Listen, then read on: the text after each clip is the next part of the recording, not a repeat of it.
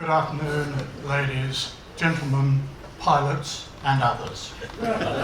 Engineers are gentlemen because they kept me airborne, so thank you. Before I start, I would like to acknowledge and recognise and tip my hat to Wayne. That was one hell of a gutsy operation. In all my time, I never saw shots fired in anger, so that must have been really gutsy. I do admire it. Fantastic. The other thing I want to ask, are there any present or past members of DCA or CASA in the audience? May they rest in peace. I was a member of DCA. Damn, all right. We've got your number now, mate. Then I qualify this by saying that this talk is subject to the statute of limitations, and I will not be responsible. All right. If I was harsh to the fixed wing fraternity last time, this slide attempts to make amends. Airplanes fly because they are sleek, aerodynamic works of art. Helicopters fly because they're so damned ugly the ground pushes them away. Yep. Some of you may remember that a certain Ron Bishop took a helicopter ride at the taxpayer's expense to go to a social event. You may not have seen this slide, however, of Bronwyn walking her dog. And these are very good words for aviation, is in itself not inherently dangerous, but to an even greater degree than the sea. It is terribly unforgiving of any carelessness, incapacity or neglect. And I'm probably here today because before I started flying training, I read a book called Fate is the Hunter by Ernest Gann. Brilliant, brilliant book. I must tell you about this. Helicopter pilots are different, right?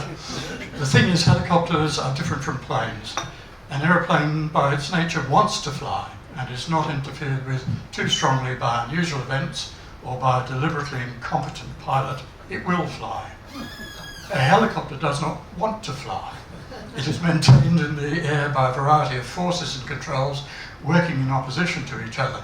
And if there is any disturbance in this delicate balance, the helicopter stops flying immediately and disastrously. There is no such thing as a gliding helicopter. This is why being a helicopter pilot is so different from being an airplane pilot, and why, in general, airplane pilots are open, clear-eyed, buoyant extroverts, and helicopter pilots are brooders, introspective anticipators of trouble. They know if something bad has not happened, it is about to. Okay, in 1970 I left the military, came to Perth, Western Australia, and obtained my senior commercial pilot's licence. Number 60, I'm rather proud of that. It was only cancelled because they went to another system and gave me an 8-digit number that I couldn't possibly remember. And the other thing is, when flying, I always try to obey the 11th commandment. Don't get caught. Exactly, don't get caught, that's right.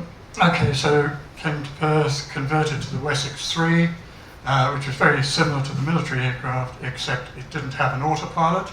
The reason for that was the owner, Alan Bristow, said he paid his pilots to fly, not to sit behind an autopilot. He also saved himself a lot of money in the process. So the first operation was going from Broome out to the oil rig, which was some 143 kilometres from Timor. We'd fly from Broome to Capelander, refuel, out to Adele Island, refuel, out to Browse Island, refuel. Depending on our load, we might have to go to East Island and finally to the rig. We would set out of Broome, and this is Broome Airport in about the 1970s, with Bravo Hotel X-ray that I spent a lot of time in. It's changed a bit. I did meet Horry Miller at that airport in those years ago. That's 50 years ago now. This is Capelander, our landfall basically, or our last point of terra firma before we headed out into the Timor Sea. We'd refuel there. With a helicopter, you've got so much available payload. Some of that is fuel and some of that is personnel or stores or whatever. And you've got to juggle between the two. So if you have a heavy load, you'd have had to stop at each of those refueling points. If you had a lighter load, you could take more fuel and therefore miss out at Del Island, go to Browse to the rig in one, which was nice when it happened. So from Cape Lebec, this is what one would see for hour after hour, endless sea and sky. And you can see all the navigational assistance points there, plenty of them. In those days,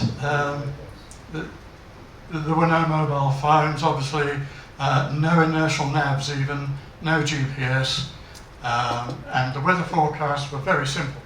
Cyclone or no cyclone. So we'd head off in, that's the wide blue yonder as far as I'm concerned, and the hour after hour of it until you went to pleasant sight was little Adele Island there, a tiny, flat coral island in the middle of the Timor Sea. And that was the first stop, and as you got closer, it looked better still, and on there was a concrete helicopter pad, drums of fuel for refueling, a Cobar pump, and a non-directional beacon, which was rather convenient because navigation-wise, somebody kept very inconveniently moving the waves, and it just stuffed up your navigation. So from Adele Island, one would then go on, and your destination, or our destination at that time, was the oil rig. That was the Glomar Tasman, which was a rusty old ship converted with an oil derrick. It was anchored at the front with 4 very heavy chains, and at the back with another 4 heavy chains to keep it in the right place. With a helicopter deck on the back. That's about to touch down on the deck there. The outbound pilot would then spend 2 or 3 days on the rig until the next crew change, so that the pilot on board would then take the chopper and the ingoing crew back to Broome. So what did you do for 2 or 3 days on the oil rig? I have to say the fishing was great. And easy, because the chains and the whole ship attracted lots of fish. The only other thing you could do was watch endless movies projected in those days, not on CDs. So is this a twin turbine? Yes, twin jet turbine, beautiful machine. Would fly on one? Yes, it would, provided you were going forward. At a full load, you could get home on one. With full load on one, you wouldn't take off, but you could get home. Twin Rolls-Royce gnomes, about 13,500 sharp horsepower each. It was a single aircraft operation.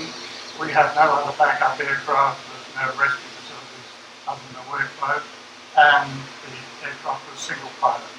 So it was very much a single operation. We were in Broome one particular time, in between crew changes, when we got a message from the oil rig that one of their guys was sick and getting sicker, and they were concerned about appendicitis and wanted to get him back as soon as possible. So I took off, flew out to the rig, because I was able to make it in one hop, refueled, the sick guy was brought out, I put him in the left-hand seat, and we headed back to base. It was a little inconvenient because there was a cyclone around at that time, so the cloud was low, and as we headed back in, the rain got heavier and heavier. This revealed a leak in the cockpit, and the water coming in, and the helicopter flies like that, and the water was puddling at the feet of this casualty on my left-hand side. So I just told him, "You better bail, mate, or we're going to sink." We got into Cape Lebec successfully and flew back to Broome that night. The following day I was due to go back to Perth. So when I climbed up the steps into the aircraft to go back to Perth, I was surprised to see the casualty ahead of me. And it transpired that all he had was an acute constipation. So I'd done this huge flight, steely stuff through the cyclone to bring him back for that. We did many flights out of there, and eventually we moved down to Point Sampson. We just had a hangar there. If anybody knows Point Sampson, that's Capelander. and no mains electricity, a little generator hut, and there we sometimes had to fight the snakes off so we could start the generator. They liked the heat in the generator shed. On Sampson we were accommodated in the very salubrious Victoria Hotel in Roban. Anybody knows it? What a place it was in 1970s. So anyway, we fly the chopper from Point Sampson to Karratha, pick up the crews and take them out to the oil rig, which at that time was the Ocean Digger rig.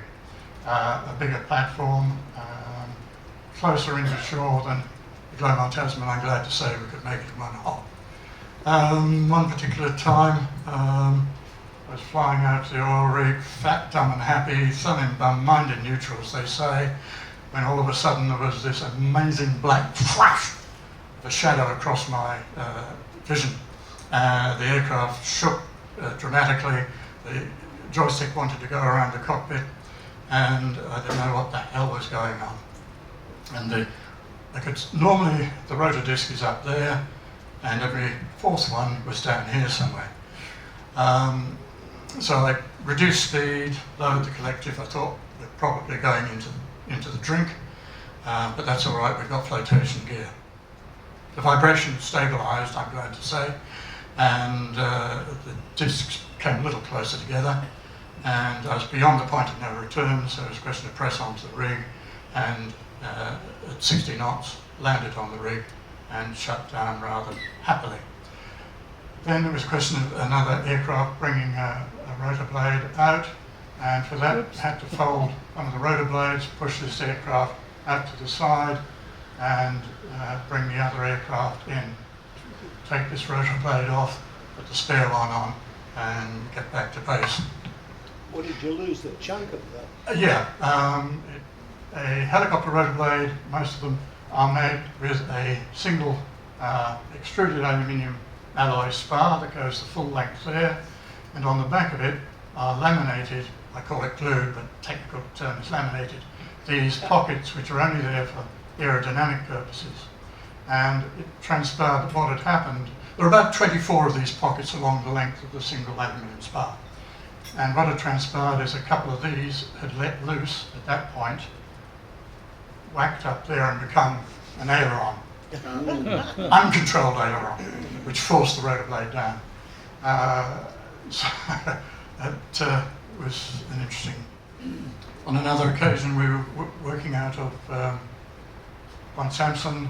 Again, it was a no crew change day, so we were holed up in the Victoria Hotel. There was a cyclone. And the river was flooding. The Murchison was in flood, and we got the call that somebody had tried to cross the crossing, Great Northern Highway there, and had been swept away. So we were called. So dashed down to Point Sampson, dragged the chopper out. Normally, with the Wessex, you started the port engine first, brought on the electrics and the hydraulics, and then you started the second, then start up the rotors, bring those together, and away you go. To save time on this occasion, though, it was a question of bring the helicopter out, start the starboard engine, and risk vibration, start up and get airborne on one, and then bring in the second one when you were flying to speed things up. This was the chopper, this was the crossing here.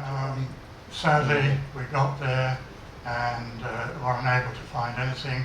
We spent a long time searching downstream, but were never able to find the person, I'm afraid to say. So it was a bad outcome.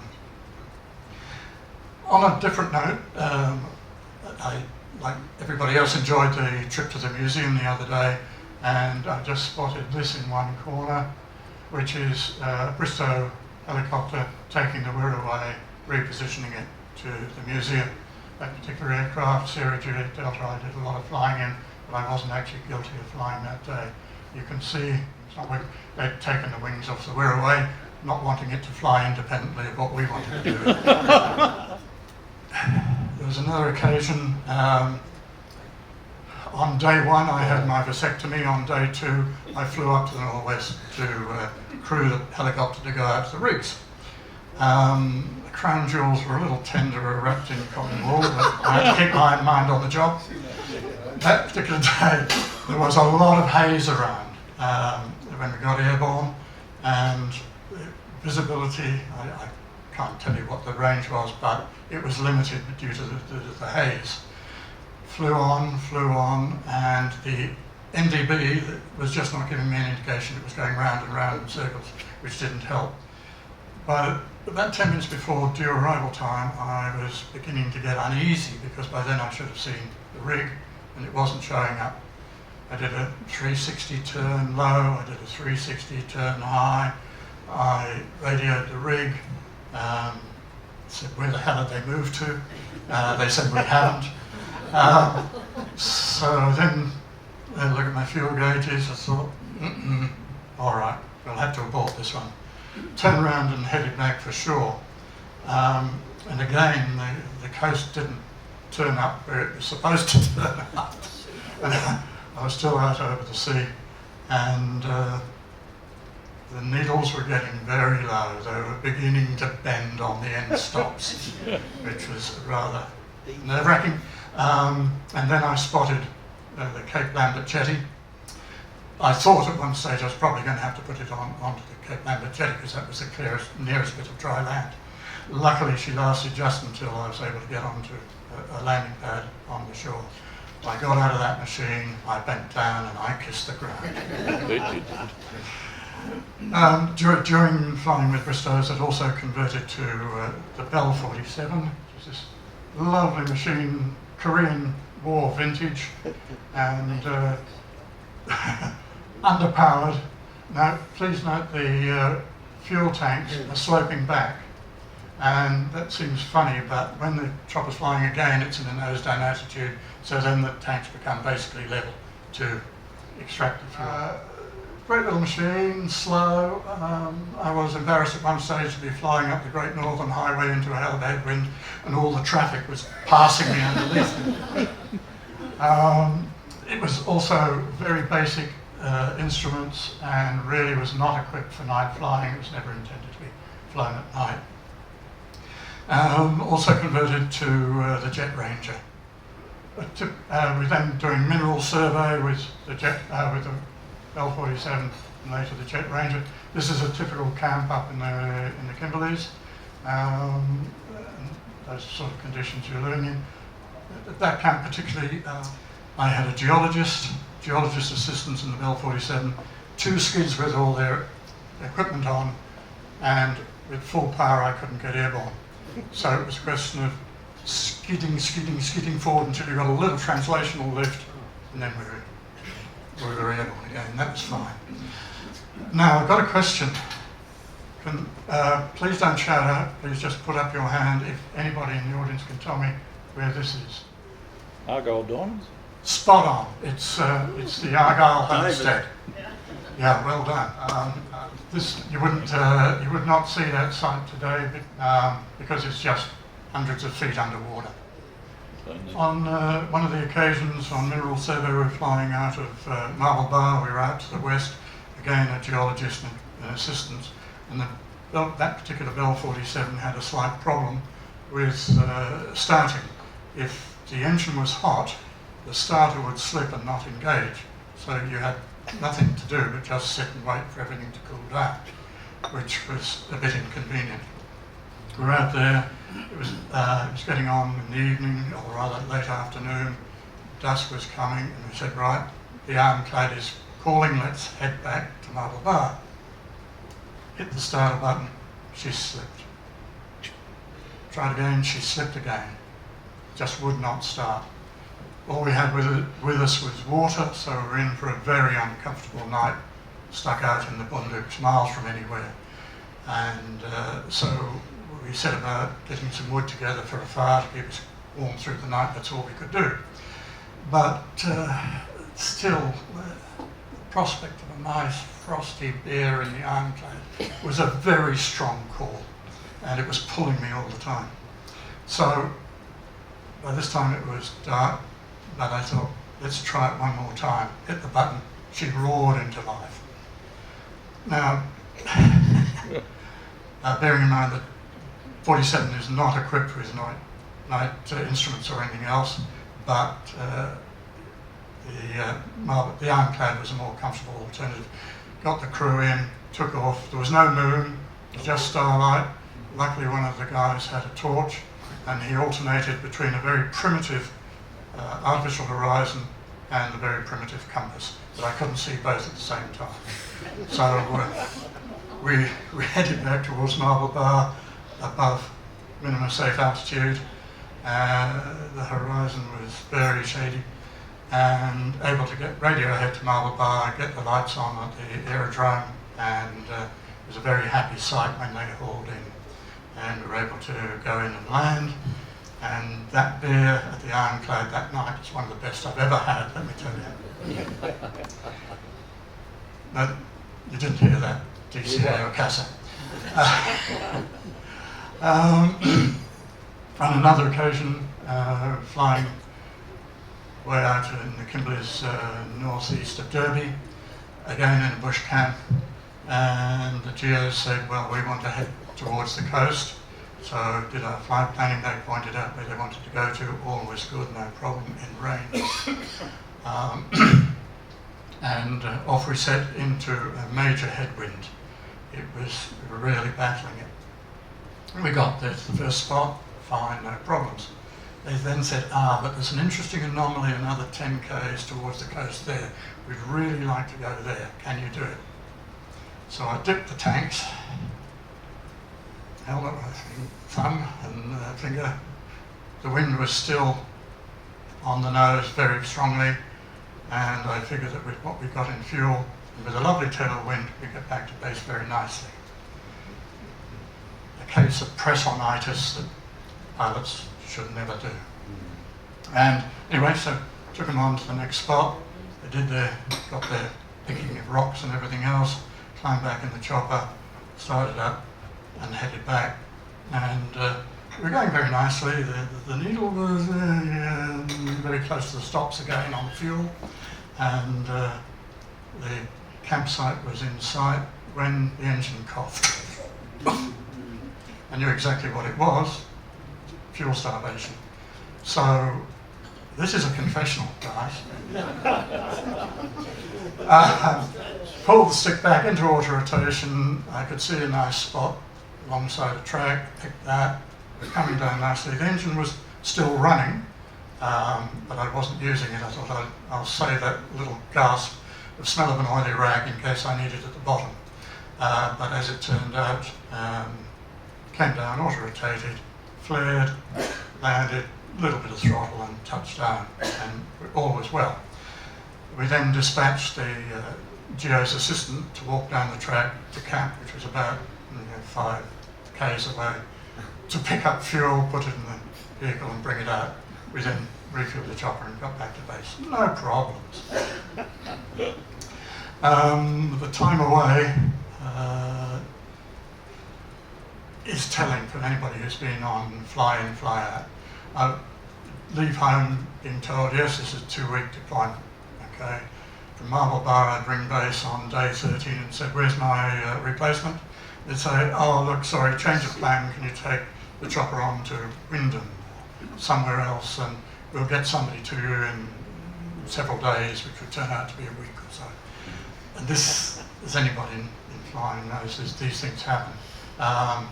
But after a while, it became a bit of a toll on family life, and so I changed to freelance flying, and converted to the Hughes 500, beautiful Hughes 500, and flew for Channel 7 News. And that was good fun. You're on call all the time. And there you could see she was equipped with pop-out floats in case we went out over the ocean. The Yanks called it the bionic blowfly, but to me it's the sports car of helicopters. Short rotor span, very, very manoeuvrable. Get in anywhere, just beautiful. One of the tasks there with Channel 7, this was way back, early days, was to film the Avon descent from the chopper. And that was good fun too. But unfortunately, by getting the best possible shots over the water, somebody dobbed me in and I got charged and found guilty of low flying, which is inconvenient.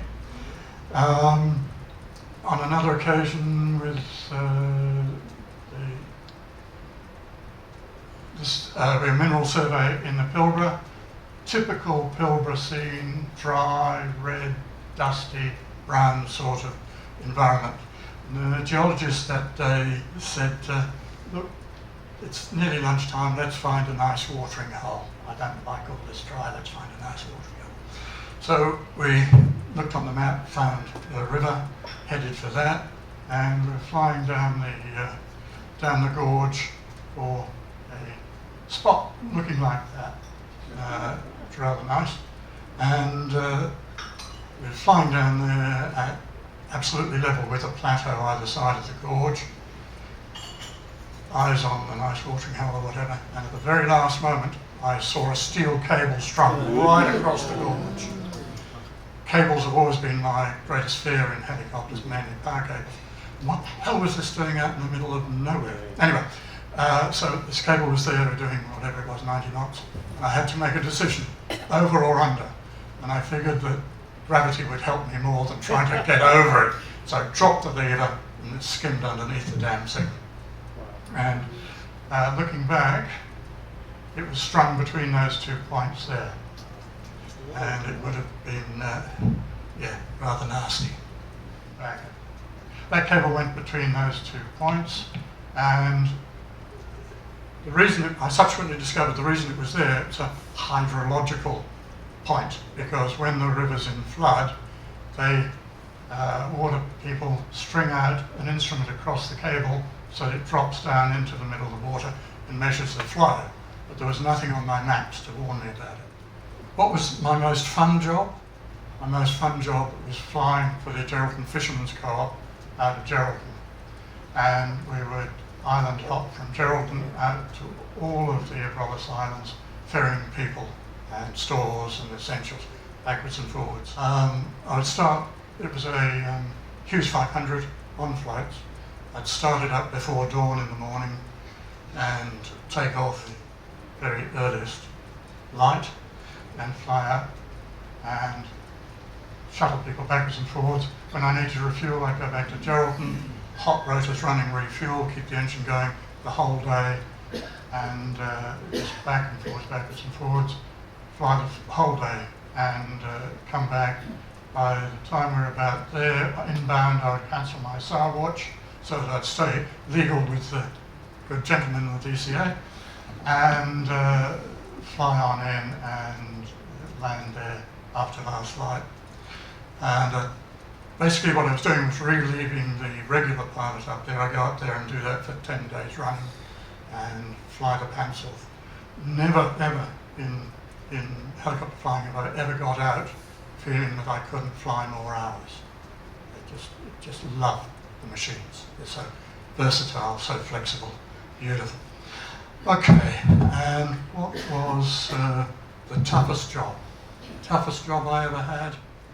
Some years ago, you may remember, Miss Universe contest was held in Perth, and my very arduous task was to fly some of these gorgeous girls from Catterby out to the pinnacles, do their filming, and then return. You poor bugger. Now, you may say, what's tough about it? What tough about it was resisting the temptation to have a false engine failure in the middle of the bush and be stranded with these two numbers, Miss Finland and Miss South Africa. So, summing up, aviation in a nutshell, I'm sure you all know this, always try to keep the number of landings equal to the number of takeoffs, rather critical in the whole exercise. And if you are in the Northern Territory and thinking of leaving Australia, remember this.